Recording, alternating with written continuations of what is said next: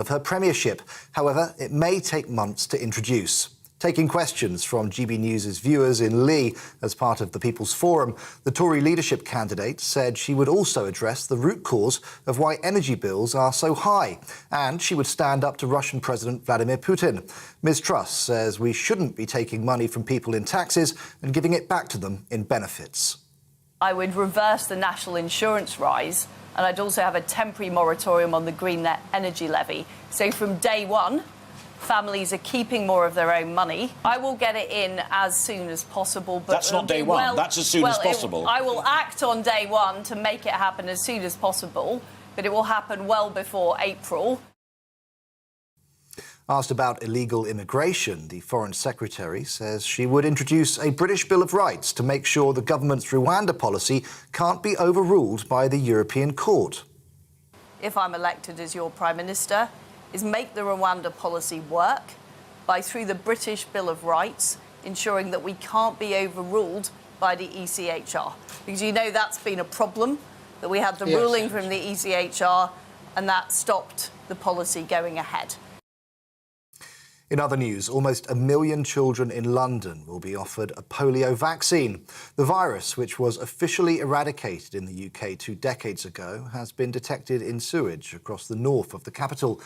There's been no confirmed cases so far, but health officials are concerned by the rising number of samples being found.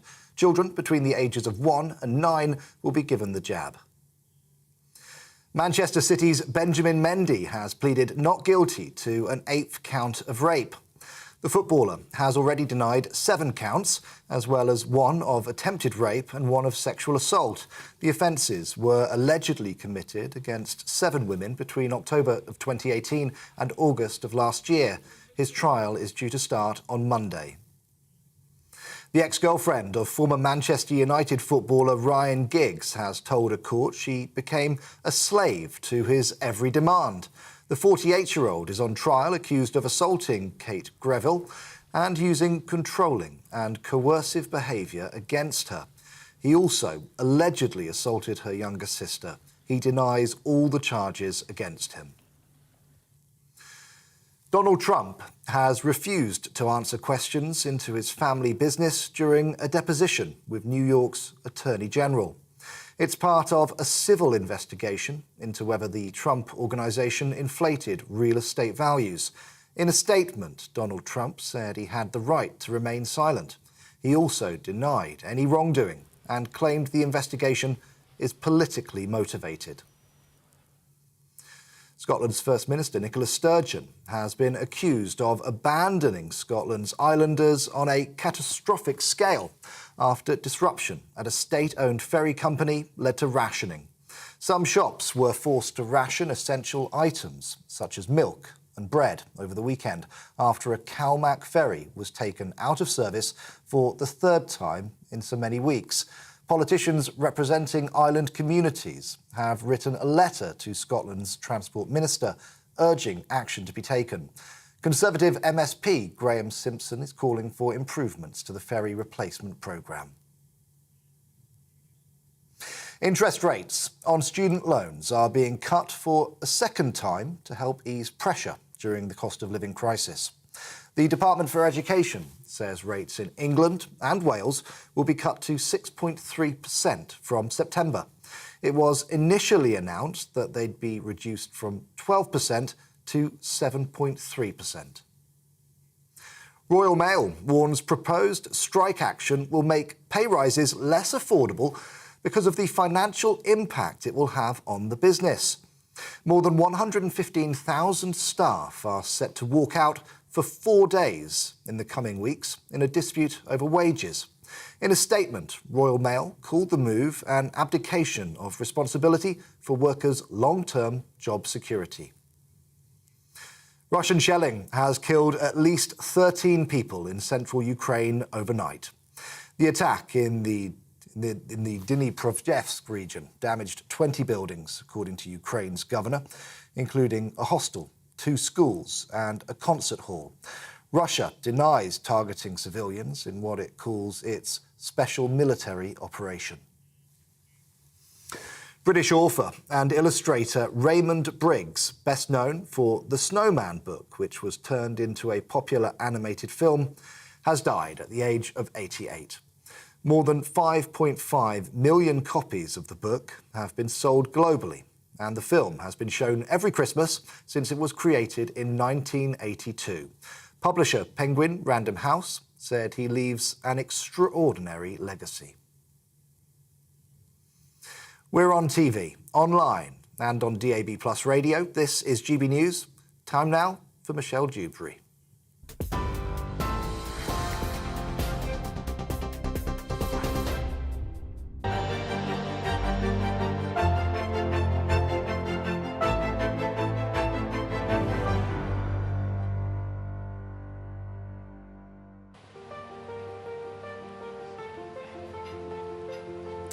Hello there, it's 6 o'clock just gone. I'm Michelle Dewbs and this is Dewbs & Co, a special one tonight. And what a treat for me. They've let me out of the studio. I'm here. I'm in Lee, Greater Manchester. If you've just tuned in, you've just missed the Conservative leadership candidate Liz Truss facing questions from a People's Forum here about her plan for the country if she becomes Prime Minister. Now, I will very quickly show of hands to the people of Lee. Are you convinced, impressed? Yes? Liz for leader, hands up if you think. Oh, not many, yes. Not many with the hands down. Quite a convinced audience, perhaps. What do you reckon? Well, we covered a variety of topics with Alistair Stewart and Liz Truss today. Anything and everything from energy, immigration, grooming gangs, it all got a look in. And tonight, it's not just about Liz Truss and the audience here. You at home still matter to me. You know the drill on Dewbs & Co. You can get in touch with your thoughts, gbviews@gbnews.uk. But let's get straight into it, shall we? Question number one was about the cost of living, the most important issue to many of you. Let's listen to what Liz had to say. What are you going to do to help everybody, really? Well, first of all, I completely understand how difficult it is and that families are struggling at the moment with the cost of food, with the cost of energy, which has been going up. Firstly, I would reverse the national insurance rise, and I'd also have a temporary moratorium on the green energy levy. So from day one, families are keeping more of their own money, and they're also saving on the fuel bills. Sorry about it. Do you literally mean from day one? Can you have an emergency budget to change the Finance Act on day one? It's got to go through 3 stages of Parliament before it becomes the new law of the land. I will get it in as soon as possible. But that's not day one. That's as soon as possible. I will act on day one to make it happen as soon as possible, but it will happen well before April, which is when traditionally the tax year starts. But I will do it as soon as I can. I'll make sure the Chancellor does it as soon as he can.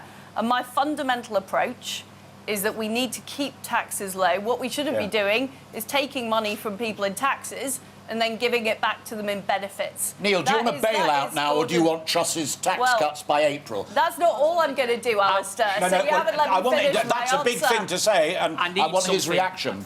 I need something now. And I think people need something now. That's a fault line in your campaign with Rishi. Rishi will give money to him now. You will say, come April. No, I'm giving the money straight away. But what I'm about is about people keeping more of their own money and not taking it in tax. But you're opposed to handouts. You're on the record as saying you're opposed to handouts. I've also said that I will have a temporary moratorium on the green energy levy, which will save everybody money on their fuel bills. Well, I'm joined by Alistair Stewart, and Alistair, I'll come to you in just a second.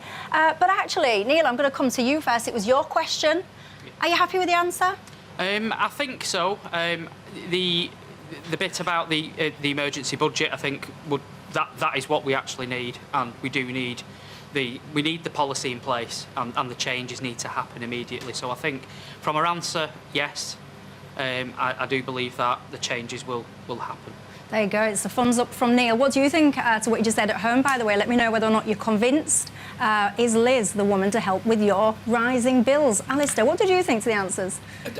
My headline point is I thought she was remarkably candid, where she didn't want to give an answer or a commitment. She said that. She didn't try and dance around on the head of the pin. And I think on that vital question about the cost of living, there was a fault line within what Liz said. And I explained to her that you can't do an emergency budget on day one of your premiership. You can voice your intent to do it, but it's about changing a thing called the Finance Bill to pass a piece of law which enshrines the budget. And I think, unless I got it wrong, she said it will be by April that all of those measures will be in force. And I think it is a fault line between her campaign and Rishi Sunak's, because Sunak is talking about doing stuff that you can do immediately through the bailouts, whereas she's talking about stuff that requires a change in law, which she was very honest to you about. But I think we need to look very closely at the time scale for it to be achieved. It was a point well picked up, I thought, by you. And I could see, actually, I was watching the viewer inbox at the time, Alistair, and a lot of people were saying that was a good point to make, because often in these leadership competitions, people sometimes, I just think, they say whatever they want you to, what you want to hear, just so you put the tick in the box. So actually, to sit and get some real meat on the bones there, what do you mean when you say day one? And I think also in that conversation about the waspy women and the war widows, she could have tried to flounder and flam, but she wasn't. She was a lovely lady sitting behind me now. She said, I'm sorry, we've looked at it, I don't think we can revisit it, whereas the war widows, there's a possibility there. Yeah, and I will come on to waspy women towards the end of the programme, but I bet lots of you, if any of you are watching, you won't necessarily be happy with what you had to hear today. I don't think my mum would, she's a waspy as well. Anyway, audience generally, were you convinced by the cost of living answer from Liz? No, yes? Mixed bag, but I have to say I'm seeing quite a few head shaking. Quite a few head shaking. What are you saying, sir? I think Alistair's got a point about the fact it's going to take a little while to implement the Act of Parliament to put it into practice, really. Yeah, indeed. What about scrapping green levies? That's one of the things that she was suggesting that she was going to do. Do you think that will really make a big difference? Well, she, again, I thought it was interesting that she directly took on Rishi Sunak on that point, because she said he's talking about the VAT, which the gentleman who I think is sitting there, you raised it at the very end there. And she said, no, I don't think that's the right thing to do. My green levies will yield as much for people like you as it would do. And I think what she and her team are looking at is what they can do immediately, whether it's to be technical through orders in council or just rewriting the rules and regulations. And don't forget her big buddy, Therese Coffey, is the Secretary of State at the moment for work and pensions. So quite a bit of it could be done through her department as well. Yeah, I mean, she was talking tough as well, wasn't she? She was talking about she's going to deal with supply. And I was having a quick look, actually. The latest guidance from Ofgem is saying that these green levies, they account for about 9 to 12% of electricity bills at the moment. But at least, you know, I've been saying about pausing these levies for quite some time. It seems like basic common sense, at least in the short term. Catherine, one of my viewers at home, has been in touch saying, I think Liz has integrity. She's responsible and has a sense of purpose for the future of the UK. Shan says, I liked Liz's answers. They sounded sincere and down to earth. But being a sceptic, she says, I go on deeds done now, post-COVID, and not just words for the future. Brian, however, he says she's lacking any dynamism or drive to bring about the radical changes needed. Very underwhelmed, Brian says. Susie says weak and flimsy. Ooh, that's a bit harsh, Susie, but Peter says Liz Truss is certainly winning me over.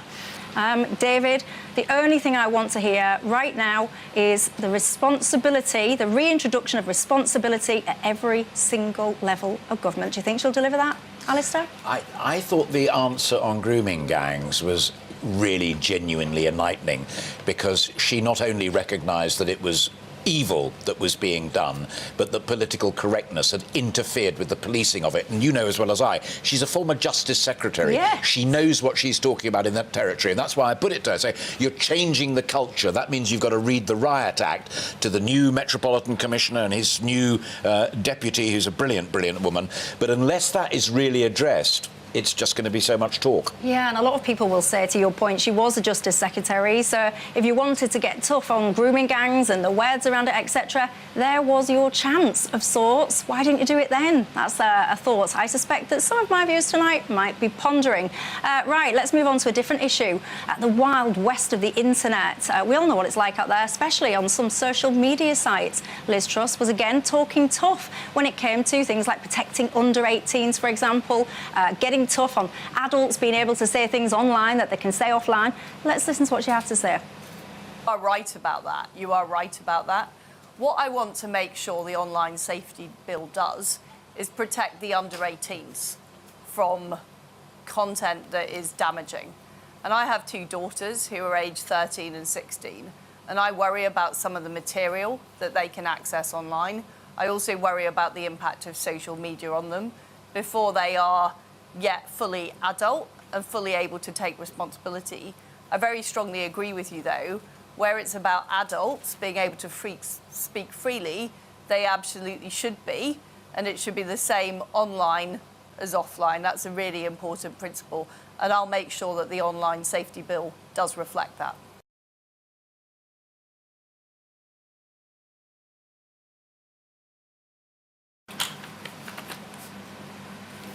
Well, the person that asked that question was Theo. Theo, were you convinced by the answer? I am convinced, however, I still believe there is more that can be said and more to be done. Obviously, Tom talks about this issue a lot as well regarding the online safety bill. I mean, the legislation is going through Parliament at the moment, obviously regarding higher education freedom of speech. You know, we've seen today, again, Pulitzer Prize winners' authors' books being removed from university libraries.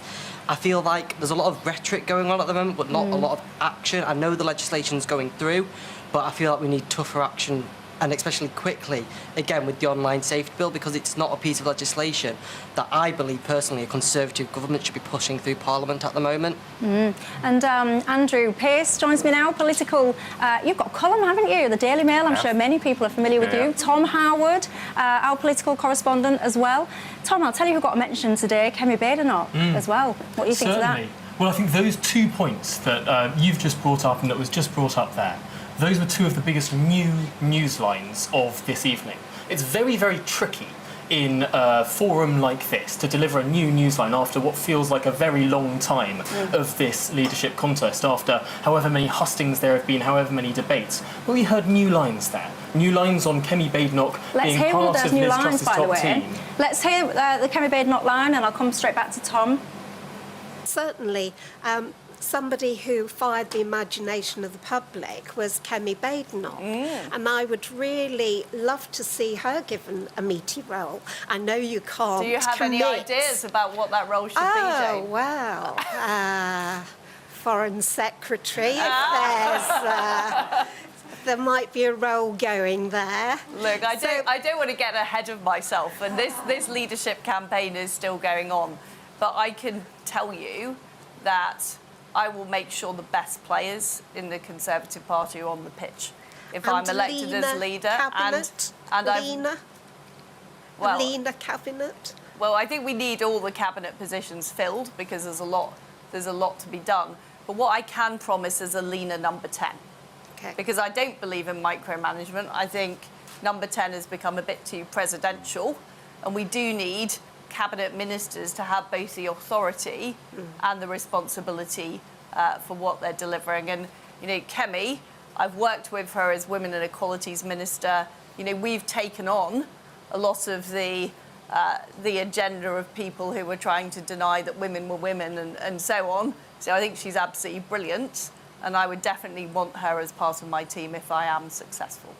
What do we even make of that? Well, it seemed like she said that that's Kemi Badenoch in her cabinet, and that's something new. That's potentially the first time we've heard in the entirety of this leadership campaign that someone will definitely be in someone's cabinet, because the whole of this leadership campaign from both sides, they've been saying, I don't want to pre-do any of this, but also it points to something very important on culture and on free speech. Kemi Badenoch, in the early stages of this leadership contest, was one of the strongest candidates on the free speech question, and it links in back to that question of the online safety bill. There'd been some ambiguity on Liz Truss's position on the online safety bill, on this concept of legal but harmful, something that is legal offline being made illegal online. Well, Liz Truss could not have been clearer tonight that for adults at least, she would want to review that and change the bill. That's a significant piece of news to come out this evening. Indeed. And Andrew Pearce, what did you hear some of what you've been hearing? I tell you what struck me about the audience, the real raw anger over the failure of the government government to deal with the migrant crossings across the Channel. Now, one of the reasons we voted for Brexit was to get control of our borders. They failed on that. Now she talked very tough on it, which is very reassuring.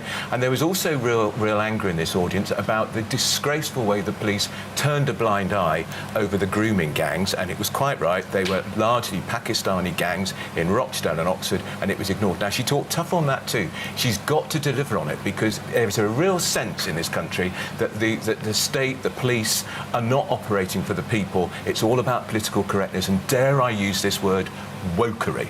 The scourge. She's got to become the scourge of wokery, and if she's got Kemi Badenoch in the cabinet, that will help. The other thing I thought was encouraging, I know people are, of course, hugely worried about the cost of living crisis.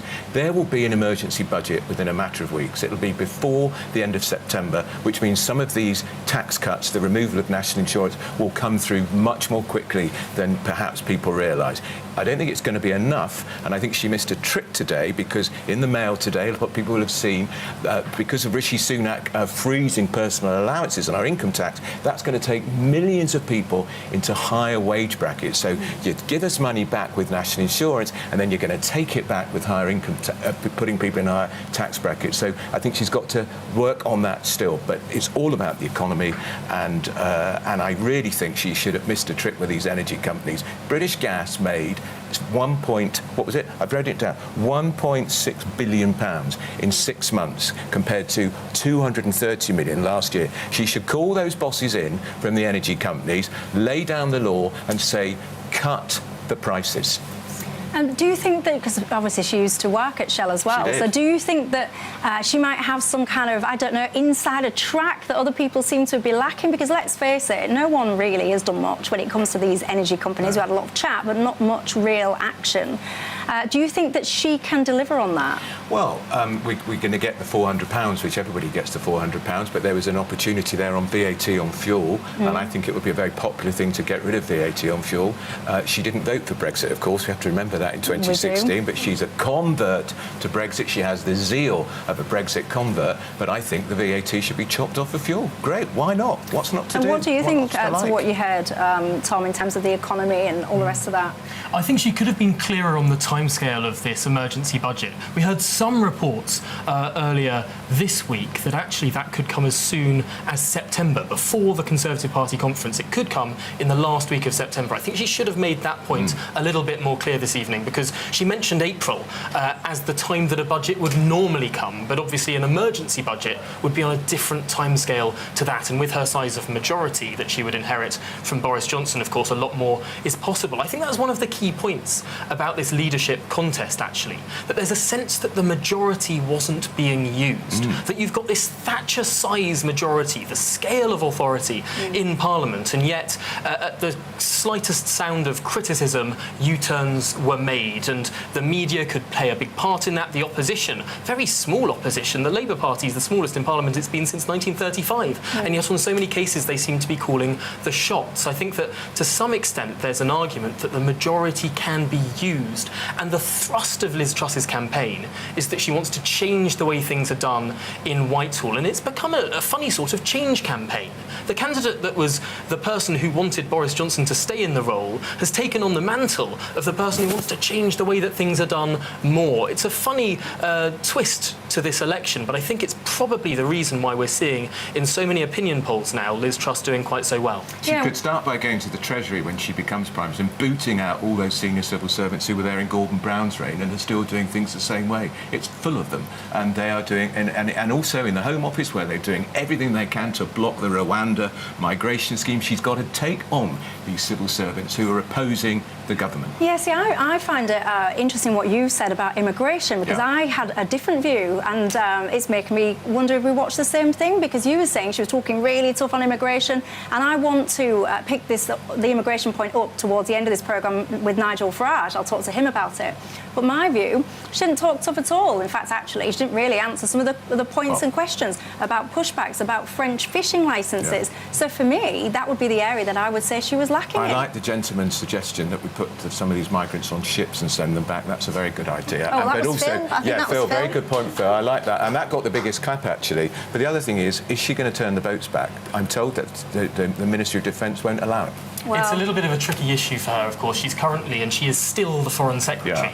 So when you're talking about international agreements, she is half talking as a candidate, of course, but she's also the Foreign Secretary in charge of foreign policy as things stand. That might be holding her back to some extent in terms of talking about partnerships that we currently have with other countries. I wonder to what extent that rhetoric might change a little bit when she's no longer Foreign Secretary and when she really is, if she were to become Prime Minister, in that role she might be able to speak more boldly than the confines of diplomatic culture. So do you think I'm being harsh? I don't think necessarily, because there was some ambiguity there. Of course, we do know that it's different. For example, the Australians have their turn-back policy. They can do that because it's international water. We know that the Channel is not particularly wide. There's no international water there. Where British water stops, French water begins. And so unlike with the Australians, when they don't really have a country that can push back against their policy, when we're talking about the potential for pushback, and it's something the Home Office has explored to some extent, it really does mean dealing with the French, and the French do not like it. So there's a lot of complexity to that potential problem. Phil had the answer. The man Phil, he knows what he's talking about. He was saying, if you don't cooperate with us, we'll hit you where it hurts. We'll take your fishing licences. Phil, you should have applied for a job. You could have got yourself in the cabinet. Michelle, I know there may be, repercussions from that. They may block the Dover crossover. But we could go to Antwerp, we could go to Rotterdam and bring our ships and our goods in from there, or even use Gibraltar if necessary. But we must do something about this. It's impossible. Apparently, the government have paid £4 billion for a 10-year lease on hotel rooms in this country for 10 years. So they're not expecting to solve this in the next 10 years. It must be done now. And the only way we can do that, and I know that Rwanda is a landlocked country, but you could fill these ships, drop them off at Kenya or the nearest country, and then bus them in buses. But I think if you did that just a couple of times, the crossings would stop. It's very persuasive. He needs to get his CV in. Nigel, perhaps, is this issue of the ECHR, which, of course, definitely. Liz Truss did bring up. She would talk about the British Bill of Rights, making sure they couldn't overrule us. She didn't talk about leaving the ECHR. That's something that Suella Braverman was talking about at the early stages of this contest. Suella Braverman ended up backing Liz Truss, but Liz isn't quite going as far as her on the question of the ECHR. I know that Nigel is now campaigning to leave the ECHR, but there's a bit of a dividing line there. How far can you go whilst legislating to make sure they cannot overrule British law, but almost staying within the auspices of it? It's an interesting point. It is indeed, and I will be discussing that with Nigel Farage a bit later on in this programme. You guys are in contact, and I have to say, there's so many mixed opinions. Lillian, changing your gender there for you. Lillian, I'm down with the kids these days. Right, Lillian says Liz Truss came over very well. She answered all the questions as honestly as she could, and she did not make promises on things she could not alter. But Laura says, I just hope that the Conservative members vote for Rishi Sunak. Liz Truss would be an absolute disaster. So, I mean, I could carry on doing those kind of counters, but literally my inbox is filled like that. One person thinks she's wonderful. I think she's improved throughout the course of this campaign. She's got more confident, more assertive. She's also displaying quite a lot of humour, which she wasn't at the beginning. And let's be honest, she can be a little bit wooden, after all. But I think she's improved considerably. And I think Rishi Sunak is just too polished, just too slick. Do you? Yeah, I do. What do you want, a scruff bag as your Prime Minister? Well, and, just wearing £3,500 suits during a cost of living crisis, is that really how ordinary people are going to relate to him? And yet, consistently in the hustings that we've seen, whenever Rishi Sunak talks about defending the ability of people to spend their own money, about doing well, about Conservatives defending the idea that people should be able to do well and that we shouldn't have this politics of envy, he always gets a very big round of applause. So I worry about Conservatives in general going down the language of the left on this issue. Potentially that can be self-destructive. But he talks about spending our own money. He's the only Chancellor in the G7 who's raising taxes, and I cannot see how that is economically sustainable. He's the only one in the G7. Well, I'll be talking actually to a Tory MP that is backing Rishi Sunak as well a bit later on in the programme. I wonder, because she was watching the Liz Truss debate with me, I wonder if she changed her mind. She was sitting there. I wonder if she heard anything that said, actually, I've got it wrong. Liz is the woman for me. I suspect not as well. But you never know these days. Stranger things have happened. Also, I mean, there's a lot of criticism coming through about the cost of living. Robert says Liz Truss had nothing to say to help people with the cost of living crisis, except the same old stuff we've heard before, revoking the national insurance increases. But I mean, you've got to give them due, both candidates. They've got their path, they're sticking to it, they're not flip-flopping around. Rishi could have sat there and thought to himself, you know, I didn't do a lot, really, previously. Rishi did flip-flop on VAT, I'm fuel. Yeah, but he's not kind of sat, I don't think, anyway, I don't think he's sat and bent and breezed and said, actually, I'm not very popular at the moment and I know what I could do. Just, I don't know, shake my money tree, give everyone an extra whatever it is, get some tick boxes in my name. He hasn't done that. You've got to admire that. There's been a clearer evolution of Rishi Sunak's position since the start of this campaign. He initially said no tax cuts until inflation is kept under control. And then as this cost of living crisis has really grown at scale and we've learnt more about it, he has said that he would do some tax cuts before inflation was brought under control. That is a shift in his position, although Rishi Sunak's team is now saying that Liz Truss is evolving her position on the idea of potentially handout help to people who don't pay tax, the very poorest in society, potentially some targeted direct support from Liz Truss to them, although she says she doesn't want to reveal her entire budget before we know the detail on the ground. So I suppose there's an argument that you can make on both of these candidates that they have evolved their positions, although they would say, of course, that they are moving with the times as we're learning more about the international situation and, crucially, the international price of energy. Clearly, this is one of the issues where we've learned that a country domestically trying to put a price ceiling on something, the Theresa May's energy price cap, clearly hasn't worked particularly well. A price cap doesn't build new power generation, and a price cap doesn't stop international events that affect the international price of energy. I think supply-side reform is ultimately the medium to long-term solution to this, and that's something that all the candidates seem to support. Yeah, and I would just wonder if it's translated and cut through to you at home, because I know that so many of you are really, really anxious at the moment about your energy bills and about how on earth you're going to pay them. We heard, didn't we, earlier on, someone asking the question to Liz Truss, explaining that they have to now take on a second job. It's very desperate times for lots of people, isn't it? And by the way, did you notice the little comment about loyalty? Liz got in there, I did. We've just been mentioning the ECHR. Should we have a listen, in case you missed it, to what Liz Truss had to say on it?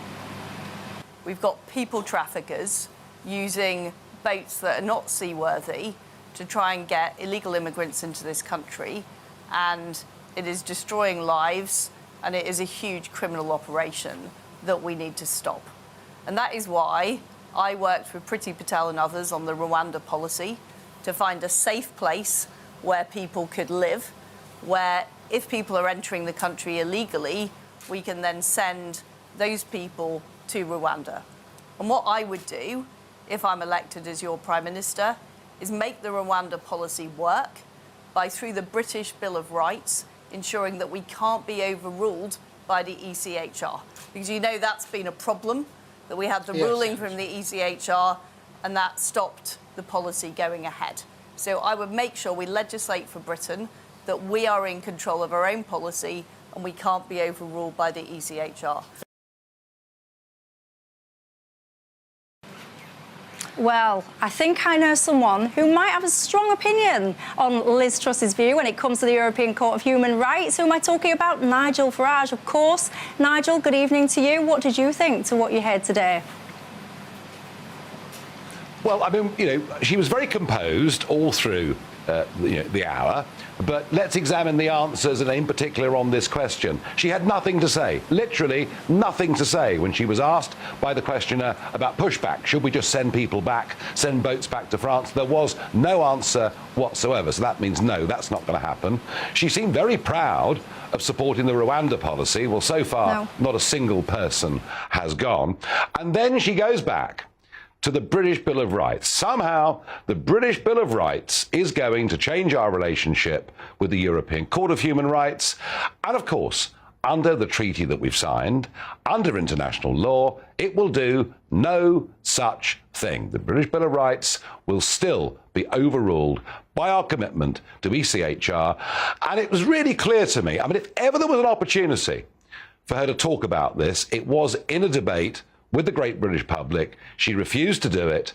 And on this issue, I can promise you, Prime Minister Liz Truss we'll just see tens of thousands more people crossing the English Channel, hotels filling up, access to doctors and dentists getting more difficult. And I'm afraid I thought it was very, very disappointing. She had a chance here to really break away from Rishi Sunak, and she didn't take it.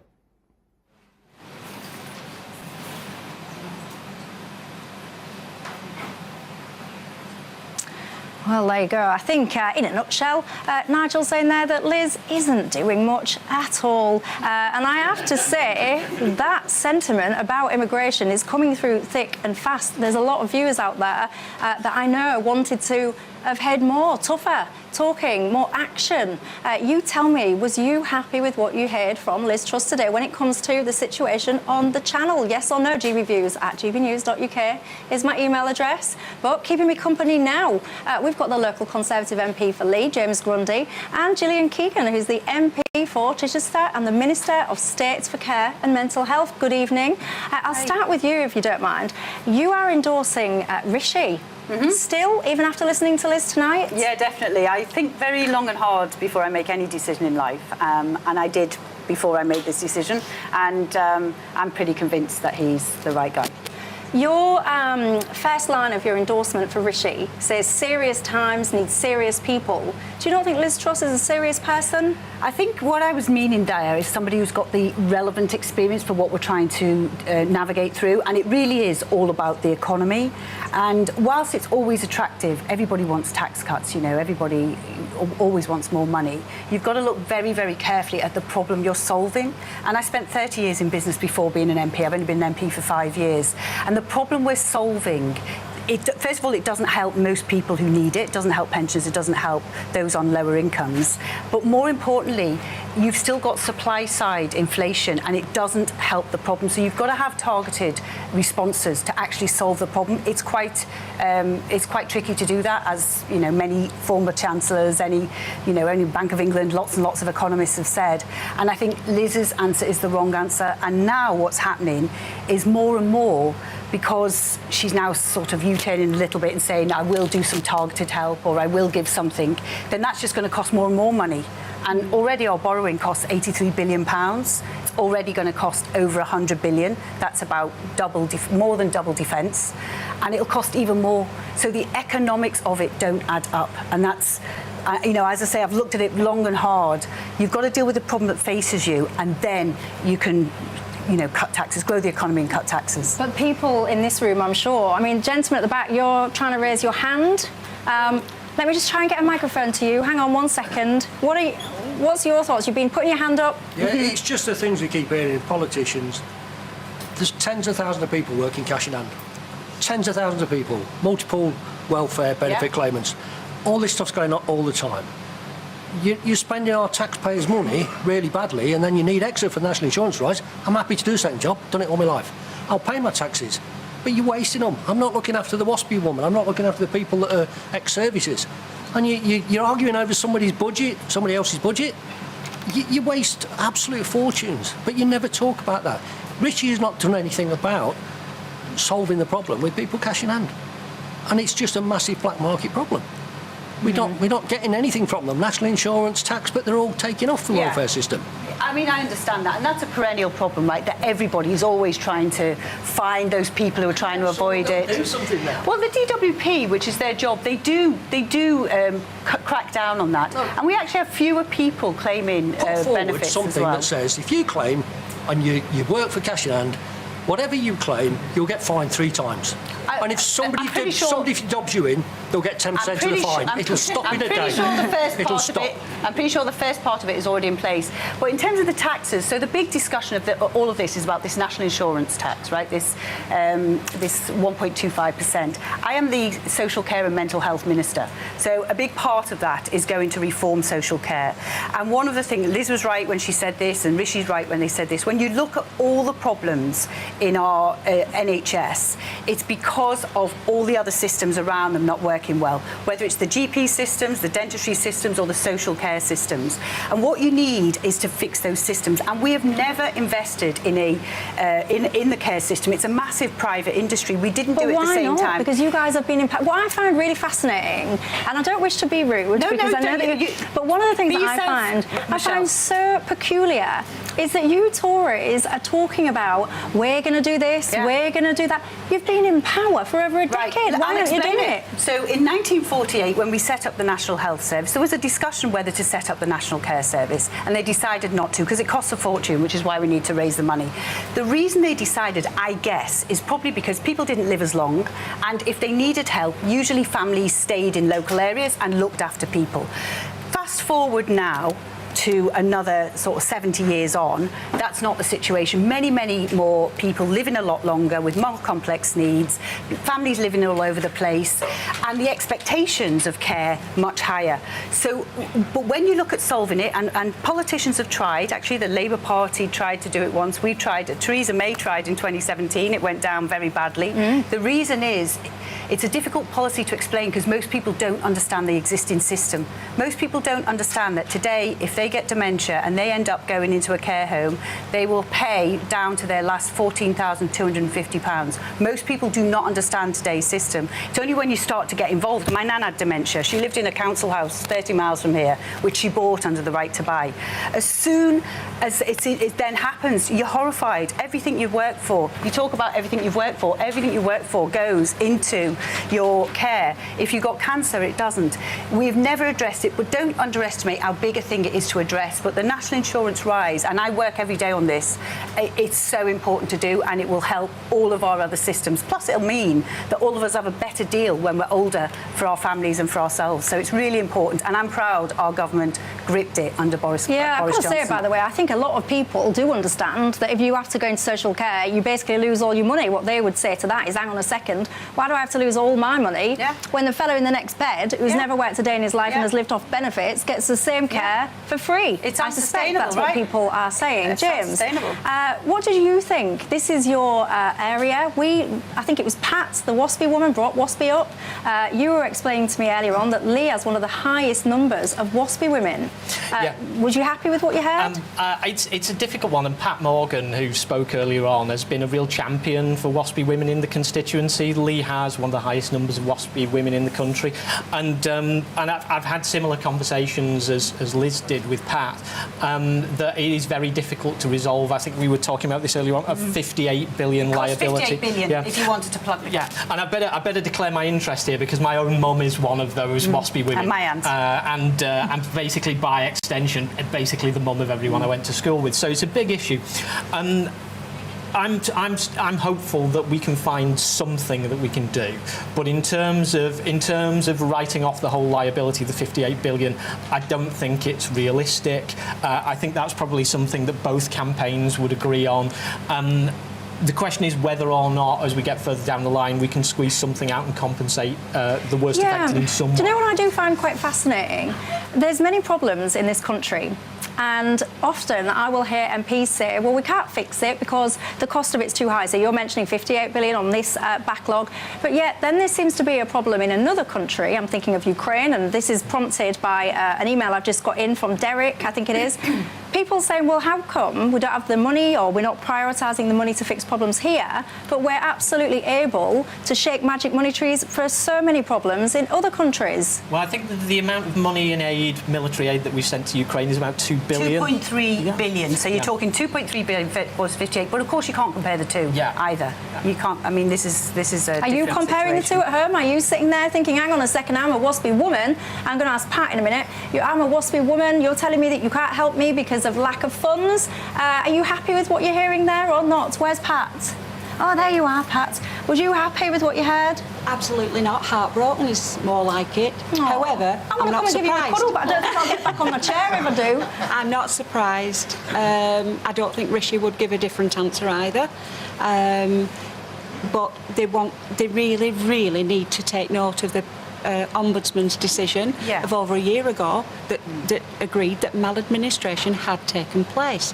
So there should be some recompense for that. And even if it's still not a case going on, isn't there, as well? There's still some work but it will be up to the government, and we're urging for fair and fast compensation because in 14 minutes, every 14 minutes, a WASPy woman dies without getting a pension. Okay, 250,000 WASPy women have died without getting the pension that they've worked for 40 plus years. That is something really, really badly wrong in a country like ours. It is. We're not respecting people of our generation. We didn't have equality when we started work, let's not forget that. Many women don't have a workplace pension of my age because they couldn't join them. It wasn't a case of whether they wanted to or not. We grew up in a completely different world, so to hit us with the equality stick is a particularly cruel thing to do. Cruel? Do you agree with that, James? I think it certainly feels that way for the women affected. Like I say, for my own mum who missed out on getting her pension by a month and then had to wait years to get it when she was, she wasn't from a wealthy background. She grew up on a council estate in the ex-mining village where I still live. And for women like that, it's a massive, massive burden because it's not like they have a load of wealth to defray those changes. And they did have, it was unequal when and you left school at 16 or 15 even and started work. So the problem with this is when you try to change the pension age, which I think most people agree that we have to, right? Because the whole system falls over if not. You become like Greece, where they've never changed their pension age and everyone's living 10, 20, 30 years longer. It's unsustainable. These systems are a mathematical model. When you try to do them, it's always really hard. And they obviously, it was all about how much notice people had, whether they got the notice and stuff like that, which, but it's hard no matter what when you try to change any of those systems, any of those ages. And there's always someone who just misses out. And there's nothing worse than just missing out either. 6 years. Yeah. Wait an extra 6 years from when you started school. You're expected your pension at 60, and then it gets hiked to 66. That can't be acceptable or reasonable in any society. I can tell you a lot of my viewers don't think it's acceptable or reasonable. But Paul's written in saying, personally, I think that when the country starts settling down, Liz will do something to help the WASPy ladies. He says they might not get everything they want, but he feels quite sure that they'll get some sort of compensation. That's what Paul says. I admire your optimism, Paul. As I said earlier, my mum's one of these ladies.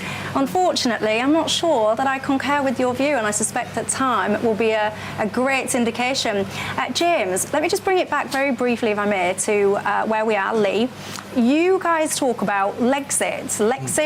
I think that was the most popular policy of the night. It got the biggest cheer. Yeah, what is it? So you want an independent council? Yeah, and to do what with? What you want more devolution? You want more money? What? I think that is basically what it comes down to. I mean, if you ask local people, they consider one of the greatest mistakes the 1973 local government reorganisation. We were merged with what is effectively a rival town, a friendly rival town maybe, called Wigan. And the feeling is locally that all the resources have gone to the Wigan end of the borough and that Lee has lost out. Right. You've seen that numerous times locally where people say, oh, well, yeah, we've got this, but if you look at how much Wigan's got, they've got 2-3 times as much. And we've seen that recently with the Levelling Up Fund, whereby Wigan Council applied for the full 20 million for Wigan, then added another 11 million on top. They only bid for about 11.5 million. Yeah. There's a strong reaction. Anyone got any thoughts they want to share on this particular topic? Gentleman at the back there. There is, of course, the logistics. If we become a small council, I'm not necessarily against it. There's got to be an awful lot of planning, an awful lot of changes, and the danger is it's going to cost local people an awful lot of money. What about the lady there? Where's the funding? I don't know. What is going to cost us? Are our council taxes going up? Or is it just another one of these soundbites, like Brexit were? Well, that was Brexit really give us really in the long run. It's still a disaster, isn't it? It's still a disaster. The Brexit's a disaster. And now they're going to do Lexit. It's just a soundbite that keep James in his seat. I'm sorry, but I think it's wrong. Are you giving soundbites just to keep yourself in a job? No, you can ask. He says you are. Yeah. He says you are, and she says you are. You sat on Wigan Council. Yes, I did. It's why I think it's a terrible organisation. I had 13 years of experience of just how bad it was. Well, I've got to say that. How much will it cost? How much is my council tax going to go up to fund your vanity project? Our vanity project? It is a vanity project. You can't afford it. James, give us a cost. Give us a cost. How much a week is my council tax going to go up? How much a month is it going to go up? James, do you know the answer to that? No, he doesn't. Yes, they do. Hang on, because I can't hear him. Go on. Local government reorganisations are a three-part process, and we've been through this before in various areas of the country. First of all, you have to establish whether there's public support for that project. And I think given the overwhelming reaction of this room, given that there's a handful of dissenters, that we probably can demonstrate support for that. The second part of the process is to establish whether or not that local authority would be viable. Now, there are many smaller local authorities in the country. To give an example, I mean, probably about a third of the local authorities in Scotland, probably about half the local authorities in Wales would be smaller than an independent Lee. It's not about necessarily the money, because we don't get the money we pay into the pot at the moment. It goes off to Wigan. The point is that if we get control of our own money, we get to decide as a community how it should be spent. So there you go, control of the money, control of the decisions. That apparently is the answer. Now, it's divided opinion, I can tell you that one. The temperature in this room, everybody, has suddenly, some nice kind lady has given me a fan, so I'm all right. Phil, I've got a question for you. Brief answer, if you will, because I finish at 7. You said at the start of this programme that you are undecided, you're a member, you're undecided which way to go. Did Liz Truss convince you tonight? Yes. I am going to vote for Liz Truss. I've not even filled the form yet, but I will be doing it online tonight when I get home. I've got to say, you've surprised me. I didn't think you was going to say yes. That's surprising. Why? I don't know, because I didn't think that she'd answered some of your points very well, personally. But I'm pleased, actually. There you go. That's one thing that we've achieved tonight, Liz. The thing is, though, Michelle, it's always been a very touchy subject with immigration in this country. It's never been handled properly, and it needs someone to grab hold of the situation, stop pussyfooting around, stop promising things and showing jet skis turning boats back in the English Channel, which never happened. They've got to get a grip, and they've got to play hardball with France and get them to start to take either people back or start popping boats. I think they need Big Phil on the team. We'll get you there. You can sort it all out. Get your CV in. My dad says the same. Yeah. I'll sort it. Oh, there you go. He's got a plan. Phil is a man with a plan. But Gillian, what do you think that? So what you're hearing, a strong person, Phil's sentiment is that is not Rishi. Well, it is Rishi. Rishi's shown incredible strength. I mean, 3 weeks after he was given the job as Chancellor, this whole country was stopped. Not only our country, the whole world's economy was stopped, and he had to deal with that. Hang on, the country wasn't stopped. The economy chose to stop the country. The economy was stopped. Whether we did choose it because it was a public health issue, right? And of course, at the beginning, we didn't have anything. We didn't know what was going to happen. All we know was many elderly people were dying, and we were. You went too far there, didn't you? Locking down the economy for as long as you did. You know what? The easy thing to do, and I've discovered this myself, and I have these conversations with my dad, who's like Phil, and my mum, who's like you, actually. They've always got the answers. There's always hindsight. You always, you know what you do after the event. Mine wasn't hindsight. I was saying at the time, right, pack it in. I know, but when you have the accountability and responsibility for the lives of people in the country, it's really a hard decision. This is a hard trade-off. But no matter what, the point was, just after the global economy had stopped, he then had to come up with a response. The IMF have even said that his response was one of the best in the world. We know that ourselves, right?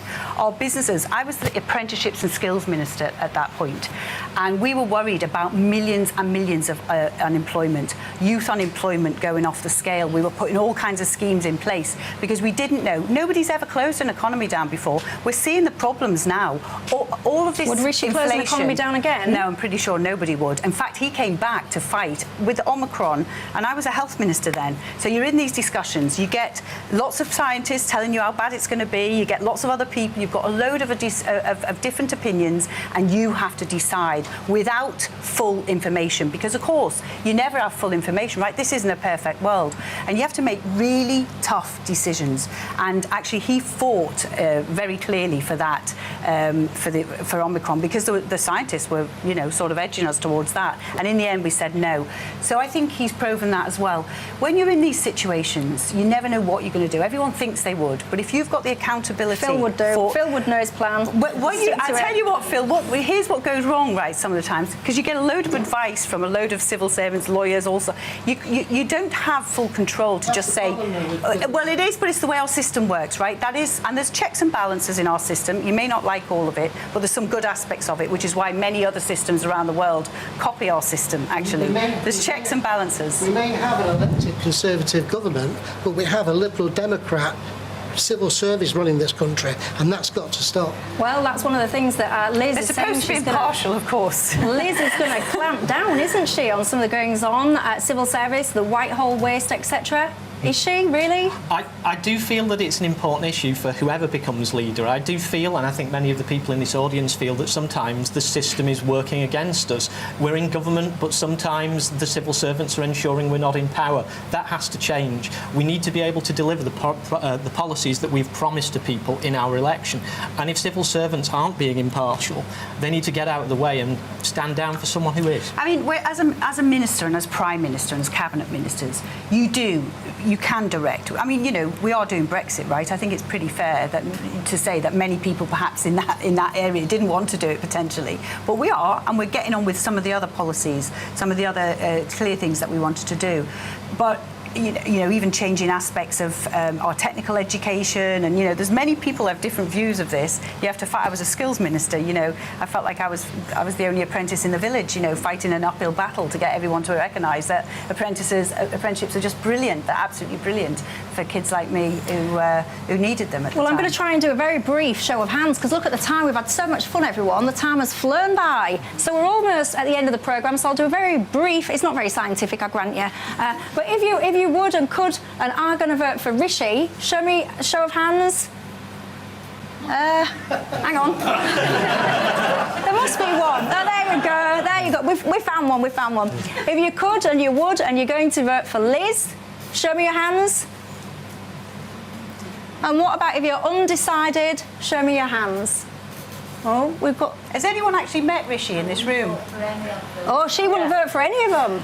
Oh, crikey. There you go. You could possibly be voting for a different party, potentially, right?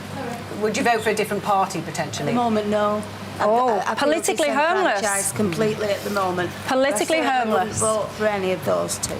Oh, there you go. What a harsh way to end the programme, eh? I've got to sum up what I just heard with the unscientific hand-raising poll. There was one person that is going to vote for Rishi. Who knows him well, who's worked in business for 30 years, who knows the economy and thinks it's the right answer. Everyone else would have gone or will go for Liz, and then we do have quite a few that wouldn't vote for anyone at all. It was Lexit. You know what? It was Lexit what won it. On that note, I'm going to say thank you. I'm going to say good night. Prime Minister for Lee. There you go, Lee. You've been amazing. Thank you, and good night. Nigel Farage is coming up next.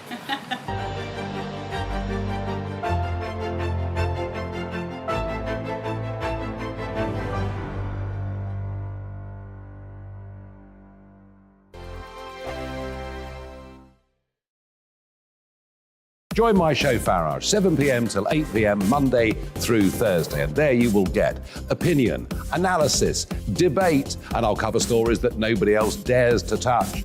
You've been cancelled. Join the club. Oh my goodness me. And then for the last 15 minutes, talking pints. We're over a drink. We have a civilised conversation with someone. We very often disagree, but we do it in a grown-up way. Come and join me on Farage.